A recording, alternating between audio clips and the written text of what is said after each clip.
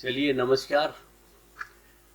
दो बातें आज बहुत महत्वपूर्ण हैं और आज का दिन मंगल है और आज मंगल के दिन मंगल बहुत नज़दीक है। खास बात है कि बहुत नज़दीक है। यूँ तो अगर इतिहास में जाकर देखें तो 2003 में बहुत ज़्यादा नज़दीक था और हर साल पृथ्वी के लगभग 2 साल में एक बार मंगल नज़दीक आता है। तो 2003 के बाद फिर 2018 में काफ़ी नज़दीक आया और उसके बाद 2020 और अब 2035 में बहुत ज़्यादा नज़दीक आने वाला है। तो आज का खास दिन मंगल के लिए और मंगल इस समय लगभग 6 डिग्री हॉरिजॉन्टल पर दिखाई दे रहा है और आप उसको देख सकते हैं। तो खास बात और इम्पोर्टेंट है कि आप उसको देख पाएंगे। दूसरी बात, देश की सर्वोच्च कहना चाहिए कि परीक्षा कहा जाए तो सिविल सर्विस कहलाती है। लोक सेवा आयोग की जो परीक्षा है सिविल सर्विस वो कहलाती है। और इस समय पहले जो रट्टू तोते होते थे जो बालक 100% मार्क्स लाते हैं, मैं उनके लिए बता दूं कि वो 100% मार्क्स रट्टू तोता यानी कि जो मूल्यांकन सिस्टम में इंटर तक में लाते हैं उनके लिए ये परीक्षा बिल्कुल अब नहीं रह गई है।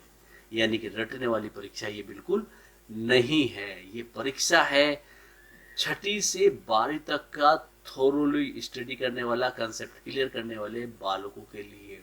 और जिन्होंने खाली विशेष टॉपिक्स को पढ़ा है वो इस परीक्षा के लिए अब बिल्कुल भी नहीं है। तो मेहनत के लिए पूरा अथाह समुद्र है। कॉन्फिडेंस और व्यवहारिक और प्रैक्टिकल सवालों को पूछे जाने का ट्रेंड आ गया है। संडे के दिन हुई परीक्षा में ये खास बात निकल के सामने आई। और एक बात और कि कोई सब्जेक्ट इसके लिए परफेक्ट नहीं है कि आप हिस्ट्री वाला है तो उसको ज़्यादा होगा या मैकेनिकल वाला है तो उसको ज़्यादा मार्क्स मिलेंगे। ऐसा कुछ भी नहीं है। हम अब एक बात को क्लियर करके रख लें कि जो सिविल सर्विस है तो पूरे देश से 130 करोड़ की आबादी में मात्र 600 बालकों को आईएएस मिलना है। और एक दुर्भाग्यपूर्ण स्थिति है कि दिल्ली में इतना बड़ा हब है उसमें से बहुत सारे बालक फ्रस्ट्रेटेड हो जाते हैं, कारण कि वो हताशा में जीने लगते हैं। तो दोस्तों, रटने वाली मानसिकता वाले अब अपने आप को सोच लें कि वो इस परीक्षा के लिए बिल्कुल भी नहीं है। वर्तमान में व्यवहारिक रूप में आप देख सकते हो कि हाथरस में जो घटना घटी उसमें जो डीएम का रोल है, हालांकि ये डिस्प्यूटेड हो जाएगा थोड़ा सा, लेकिन जिलाधिकारी का काम जिले की शांति व्यवस्था को बनाए रखना है। और ऐसे में जब जनता कई बार इस तरह के व्यवहार, इस तरह की सोच रखने लगे कि ये किसने डीएम बनाया, तो अपने आप में महत्वपूर्ण हो जाती है इस परीक्षा की प्रासंगिकता। देश की सर्वोच्च संस्था है और आईएएस अफसर ऐसे ही नहीं बनते, बहुत इम्पोर्टेंट होते हैं। कुछ मजबूरियां और कुछ परिस्थितियां होती हैं वो एक अलग बात है, लेकिन जो युवा इस क्षेत्र में आना चाहते हैं उनके लिए ये संकेत है कि जिलाधिकारियां किस तरह से काम कर रहे हैं उन परिस्थितियों के अकॉर्डिंग, और सरकार की जो मंशा और सोच और एम है उन सबको ध्यान में रखते हुए अगर आप तैयारी करेंगे तो आप परीक्षा में पास हो जाएंगे। और यदि उन सब चीज़ों को ध्यान में रखते हुए तैयारी नहीं करेंगे तो आपके लिए अब परीक्षा इतनी आसान नहीं है। इसके बारे में हमने बातचीत की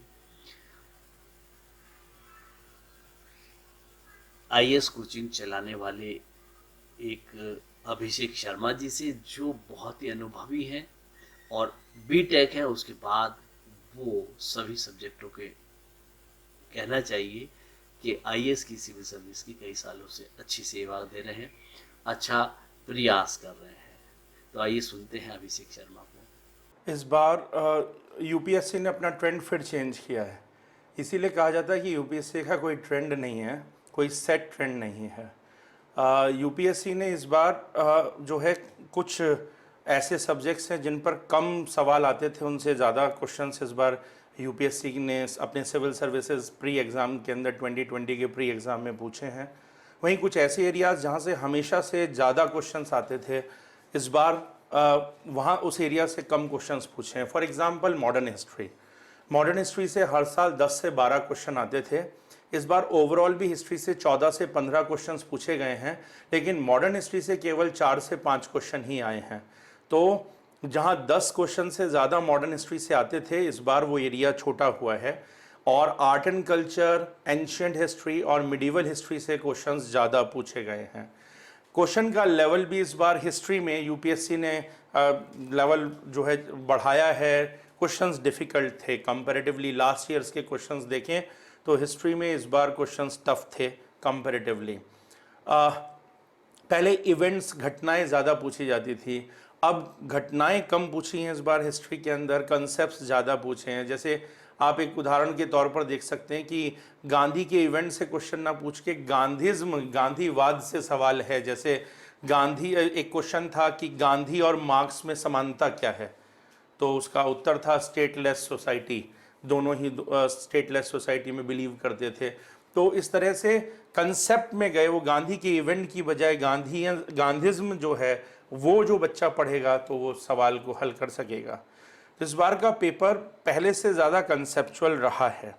इसी के साथ ही एक ऐसा एरिया देखें तो ज्योग्राफी पूछा गया, लगभग 10 क्वेश्चन ज्योग्राफी से पूछे गए, लेकिन ज्योग्राफी में जो मेजर एरिया आ गया वो एग्रीकल्चर आ गया। एग्रीकल्चर से हर साल बहुत ज़्यादा क्वेश्चंस नहीं आते थे, बट इस बार 10 में से लगभग 7 के आसपास मुझे याद आ रहा है क्वेश्चन जो है वो एग्रीकल्चर से पूछे गए। तो एग्रीकल्चर को इतनी ज़्यादा वेटेज और इतनी ज़्यादा इंपॉर्टेंस इस बार यूपीएससी ने दी है, तो वो एक चेंजिंग ट्रेंड दिखाता है यहाँ पर।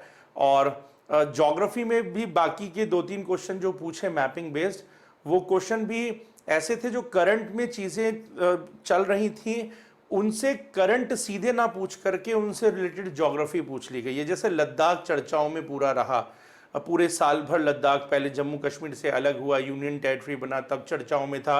अब चाइना के साथ टेंशन लद्दाख रीजन में चल रही है तो चर्चाओं में है। तो जो क्वेश्चन है कि सियाचिन ग्लेशियर कहाँ पड़ेगा, नुब्रा के नॉर्थ में, उसका उत्तर भी है। तो कहाँ से, किसके नॉर्थ में या किसके साउथ में या किसके ईस्ट में, वेस्ट में, इस तरह से उसने कर पूछा वो क्वेश्चन। उसका आंसर है नुब्रा के नॉर्थ में, नुब्रा वैली के नॉर्थ में पड़ेगा सियाचिन ग्लेशियर। तो वहां पर क्योंकि वो एरिया चर्चाओं में रहा, तो लद्दाख से उसने मतलब करंट की न्यूज ना पूछ करके उसने इस तरह से लद्दाख का एक मैपिंग का, ज्योग्राफी का क्वेश्चन बना दिया। तो इस बार एक ट्रेंड ये भी देखने को मिला कि करंट सीधे सीधे नहीं आया। अगर हम सीधे सीधे करंट के क्वेश्चन देखें तो 10 से 12 भी नहीं है, लेकिन जो चीजें करंट न्यूज में था उन एरियाज से क्वेश्चन, जो एरियाज न्यूज में थे उन एरियाज से कंसेप्चुअल क्वेश्चंस बेसिकली पूछे गए। जैसे कि पार्लियामेंट के सेशंस, अगर हम पॉलिटी की बात करें तो पार्लियामेंट के सेशंस पर काफ़ी चर्चाएं पिछले पूरे साल भर रही, तो पार्लियामेंट्री सेशन पर क्वेश्चन भी आ गया। एमपी लेड स्कीम चर्चाओं में पिछले साल रही, उस पर सवाल जो है वो बन गया। तो करंट जो है इस बार करंट डायरेक्ट ना पूछ करके करंट के एरियाज से कंसेप्चुअल क्वेश्चंस को पूछा गया। मैं आपको एक और उदाहरण दूं तो जैसे वो एक क्या कहते हैं, जो हथनी थी, एक मादा हाथी जो थी केरला के अंदर, जो प्रेग्नेंट थी, जिसको अनानास में पटाखे डाल करके खिला दिया गया था और उसके बाद वो विस्फोट होने से उसकी डेथ हो गई थी। कितना ज़्यादा सोशल मीडिया पर ट्रेंड किया। तो वो वहाँ से सीधे सीधे वो घटना नहीं पूछी कि ये घटना कहाँ हुई है, करंट का सवाल ऐसे नहीं पूछा, लेकिन उसको एनवायरनमेंट का सवाल बना करके उसको पूछ लिया गया कि 4 स्टेटमेंट उसमें डाल दिए गए कि मादा हथनी अपने समूह का नेतृत्व करती है, मादा हथनी जो है 22 माह का गर्भ धारण करती है या नहीं, ट्रू फॉल्स स्टेटमेंट, मादा हथनी कितने समय तक जो है बच्चों को जन्म दे सकती है, 40 साल तक दे सकती है, नहीं दे सकती है, या सबसे ज़्यादा जो हाथियों की जनसंख्या है वो किस राज्य में है। तो सीधे सीधे केरल के इवेंट से क्वेश्चन ना पूछ करके उस घटना को ध्यान में रख करके पूरे हाथी पर एक कंसेप्चुअल क्वेश्चन ही पूरा का पूरा बना दिया। इस तरीके से तो ये बहुत टफ पड़ता है, क्योंकि बच्चे सीधे जो है न्यूज़ याद कर लेते हैं, न्यूज़ पेपर से, न्यूज़ चैनल से न्यूज़ को याद कर लेते हैं, लेकिन वो वहाँ पर कंसेप्ट में जाएगा उनसे जुड़े हुए। वहाँ अब ट्रेंड बदला है, आगे जो बच्चे तैयारी कर रहे हैं उन्हें इस पर ध्यान देना चाहिए, वो किस तरह से अब यूज़ कर रहा है, यूटिलाइज कर रहा है करंट अफेयर्स को, उसको हमें ध्यान देने की ज़रूरत है। अगला अगर हम देखें तो एनवायरनमेंट से फिर इस बार काफ़ी क्वेश्चन आए, 16 क्वेश्चंस एनवायरनमेंट से आए, काफ़ी इंपॉर्टेंट, 100 में से 16 क्वेश्चंस एनवायरनमेंट से दिए गए। साइंस एंड टेक्नोलॉजी से अगर हम देखें तो लगभग 10 क्वेश्चंस आए, 10 क्वेश्चन साइंस एंड टेक्नोलॉजी से आए। अब एक नया ट्रेंड देखने को मिल रहा है कि पहले प्री में साइंस से क्वेश्चंस ज़्यादा आते थे, मेंस में टेक्नोलॉजी पार्ट से क्वेश्चन आते ही थे, वो सिलेबस का पार्ट था। बट इस बार साइंस एंड टेक्नोलॉजी में जो 10 क्वेश्चन आए उनमें से लगभग 7 या 8 क्वेश्चन टेक्नोलॉजी बेस्ड क्वेश्चंस थे। प्योर साइंस बेस्ड क्वेश्चन लेकर उनका एप्लीकेशन यानी कि टेक्नोलॉजी बेस्ड क्वेश्चंस की तरफ बढ़े। तो it more emphasis was on the technology part. तो तकनीकी पर अब बहुत ज़्यादा दबाव इस बार दिया गया। प्योर केवल 9वीं 10वीं का जो 9th 10th का विज्ञान होता था, केवल वो नहीं, जो फिजिक्स केमिस्ट्री बायोलॉजी जैसे सीधे पूछी आती थी वो नहीं पूछा गया, प्रौद्योगिकी पर ध्यान काफ़ी ज़्यादा दिया गया। इसलिए अब वो पार्ट भी काफ़ी इंपॉर्टेंट बेसिकली हो जाता है। तो इस तरीके से अगर हम देखें तो, और करंट अफेयर पर ओवरऑल लगभग 15 क्वेश्चन आए। इकोनॉमी पिछले 2-3 साल से इंपॉर्टेंट होती जा रही है, अब इस साल और इंपॉर्टेंट हुई। 14 क्वेश्चंस, 14 क्वेश्चंस इकोनॉमी से आए। इकोनॉमी का हिस्सा काफी डायनेमिक होता है, बट उसने डायनेमिक हिस्से को टच ना करके स्टैटिक पार्ट पर ज्यादा ध्यान दिया है। बट स्टैटिक पार्ट में जो उसने कंसेप्ट पूछे हैं वो बहुत ज्यादा यूपीएससी ने इन डेप्थ कंसेप्ट पूछे हैं। इकोनॉमी को पूरा अप्लाई करवा करके सवाल पूछे गए हैं। तो डेटा नहीं पूछा ना, जो है करंट की बहुत ज़्यादा न्यूज़ पूछी, थोड़ा बहुत तो ध्यान दिया, जैसे आरबीआई ने मॉनेटरी पॉलिसी वगैरह, आरबीआई की मॉनेटरी पॉलिसी से जुड़ करके क्वेश्चन आ गया क्योंकि वो हर साल चर्चाओं में रहती ही है। कोऑपरेटिव बैंक्स वगैरह पर क्वेश्चन आ गया, वो भी चर्चा में थे। लेकिन उनके कंसेप्चुअल पार्ट पर आया, स्टैटिक पार्ट पर क्वेश्चन आए। तो स्टैटिक पार्ट पर इस बार काफ़ी इकोनॉमी के ध्यान दिया गया, लेकिन इस डेप्थ में क्वेश्चन पूछे गए। पॉलिटी से जो है 16 सवाल, 16 क्वेश्चंस करे गए। पॉलिटी हमेशा कंसेप्चुअल आती है, इस बार भी कंसेप्चुअल ही आई है। तो पॉलिटी में तो आपको फैक्ट्स रटने से ज़्यादा इंपॉर्टेंट है पॉलिटी के कंसेप्ट को समझें। संवैधानिक सरकार क्या होती है पता होना चाहिए, उस पर सीधे सीधे सवाल आ गया है। तो जब हम संविधान पढ़ रहे हो, हम सरकार पढ़ रहे हो, कहीं ये शब्द आए तो हमें इस तरीके के शब्दों के मतलब समझने होंगे। संसदीय व्यवस्था क्या है, उस पर क्वेश्चन आया हुआ है। संसदीय सरकार पर क्वेश्चन आया हुआ है, तो संसदीय सरकार क्या है, संवैधानिक सरकार क्या है, इस तरीके की चीज़ें हमें पता होनी चाहिए। तो वो बेसिक कंसेप्ट्स पर, और फिलोसॉफिकल पार्ट हमेशा अब इम्पॉर्टेंट हो गया है। आप हिस्ट्री में भी पढ़ रहे हैं तो हिस्ट्री में जो आइडियोलॉजीज़ हैं, जो फिलोसफीज़ हैं, वो इम्पॉर्टेंट हो गई हैं। इकोनॉमी के अंदर भी जो कंसेप्चुअल पार्ट है, उसके पीछे की जो फिलोसफीज़ है वो इम्पॉर्टेंट है। मार्क्सवाद क्या कह रहा है, गांधीज्म क्या कह रहा है, इनमें तुलना क्या है, इस तरीके के कंसेप्ट अब ज़्यादा महत्वपूर्ण होते जा रहे हैं। वो इस बार यूपीएससी ने दिखाया है। तो ट्रेंड को फिर से चेंज किया है। यूपीएससी जब हर बार ट्रेंड चेंज करती है तो मेरिट को कभी भी ज़्यादा ऊपर नहीं उठने देती। जैसे मैं आपको ट्रेंड एनालिसिस अगर मेरिट बताऊं तो 2018 में जनरल कैटेगरी के अंदर 98 क्वेश्चंस, सॉरी 98 मार्क्स जो है मेरिट गई, 98 मार्क्स पर मेरिट गई थी 2018 में। 2019 में भी जो है जनरल कैटेगरी में 98 मार्क्स पर ही मेरिट गई।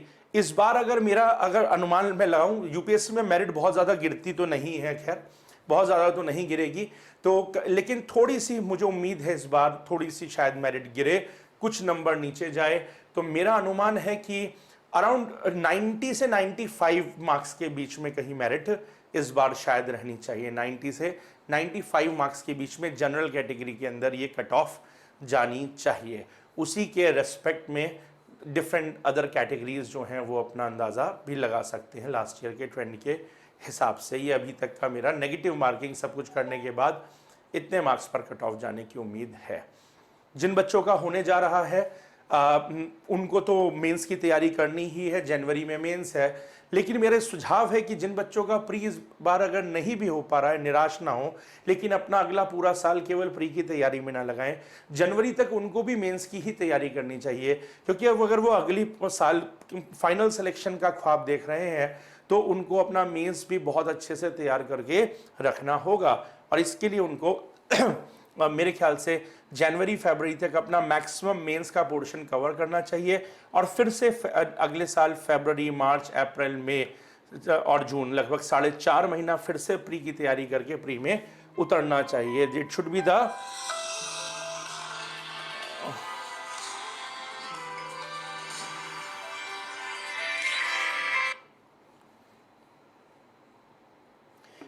It should be the right strategy, I think, मुझे ऐसा लगता है। तो इसका ख्याल रखिएगा। और बस बाकी तो आई होप जिन लोगों ने अच्छा किया है वो लोग जो है मेंस अच्छे से देंगे, अपनी तैयारी में जुट जाएं। जिनका कुछ मार्क्स से रह जाता है, निराश ना हों, ये एक प्रक्रिया है, आपको इस प्रक्रिया में निरंतर लगे रहना होगा। और इस प्रक्रिया के माध्यम से नहीं होकर के ही फिर होगा भी, अगर आप हिम्मत नहीं हार के अपनी कमियों को ढूंढ करके उसको दूर करने की कोशिश करते हैं तो।